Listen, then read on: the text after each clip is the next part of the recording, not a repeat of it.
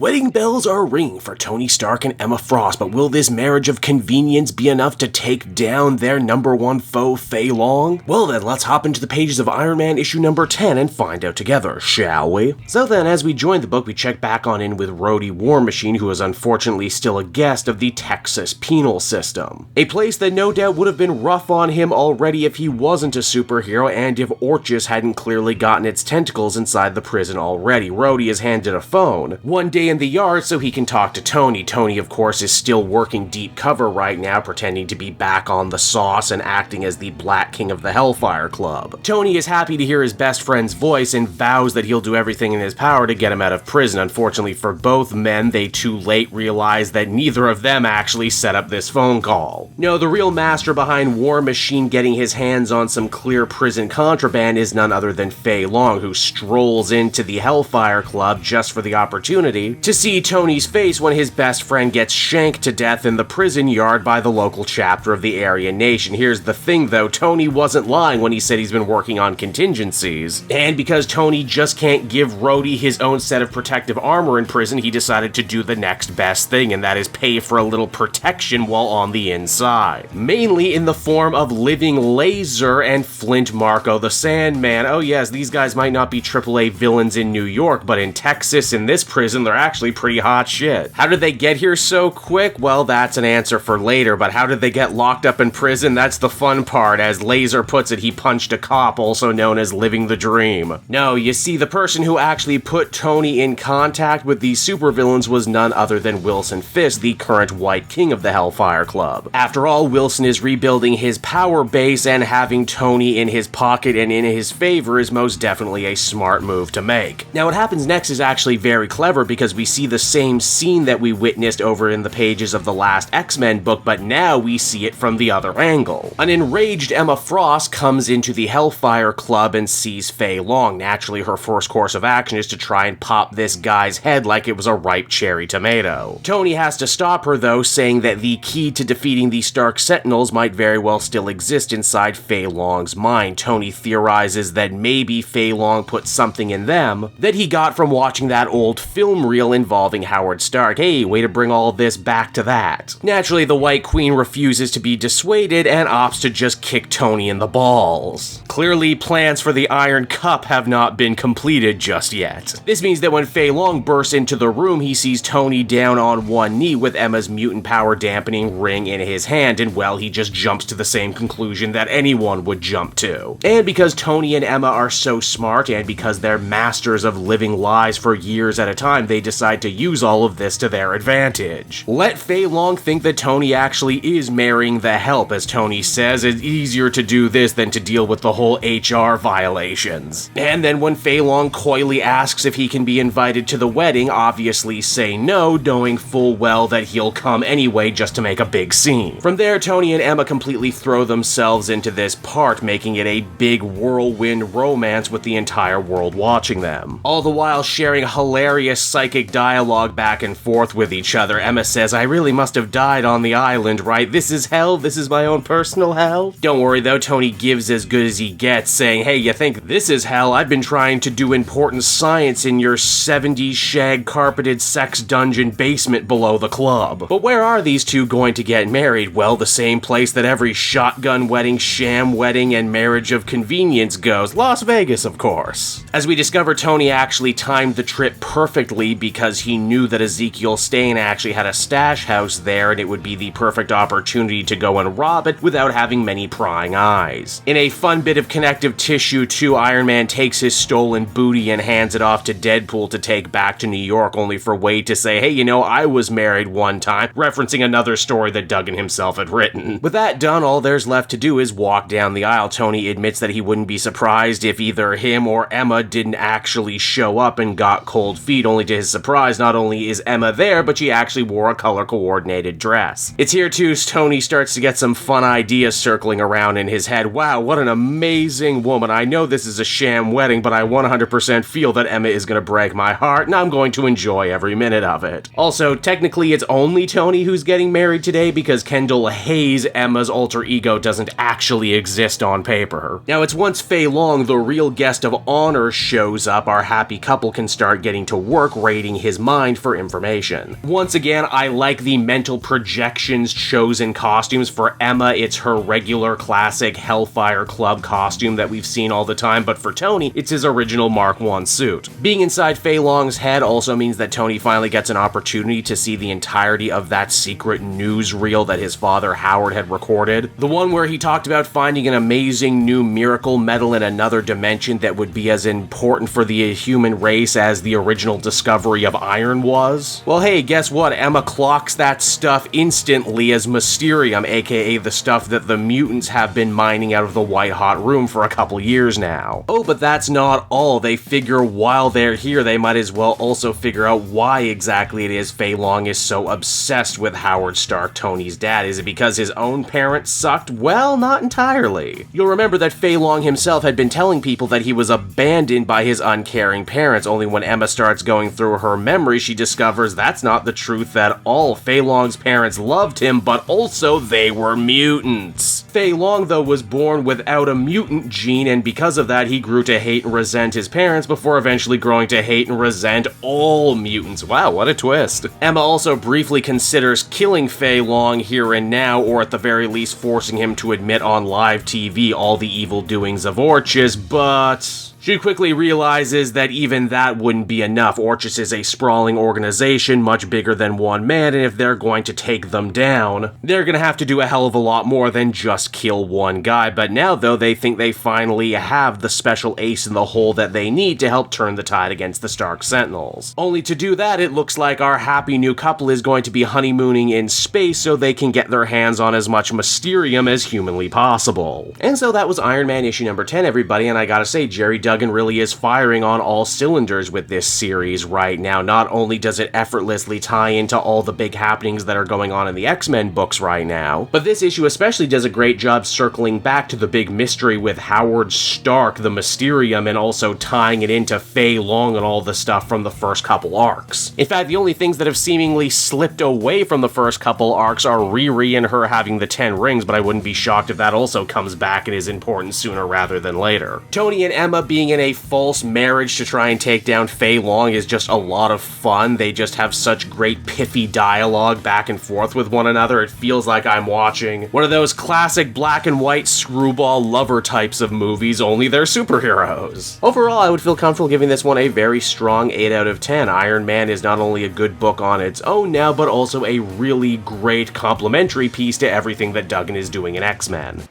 Hey there everyone, it's your pal Cape Joel again, and if you're seeing my face right now, that means you watched to the end of the video, and I'll always be grateful for that. Retention helps in this crazy YouTube game, and so does becoming a patron. If you head on down to the description, you can find a link to my Patreon page. Recently just redid all the tiers, a lot of cool stuff offering up there, exclusive commentaries, exclusive polls, behind the scenes concept art for Capes and Quest, that's the brand new D&D show I've started soon. Never been a better time to become a patron. You can become a patron for as little as $1 a month and help the channel grow and, help me continue to deliver content like what you just saw. So I want to thank you all, and I will see you again next time. Bye-bye.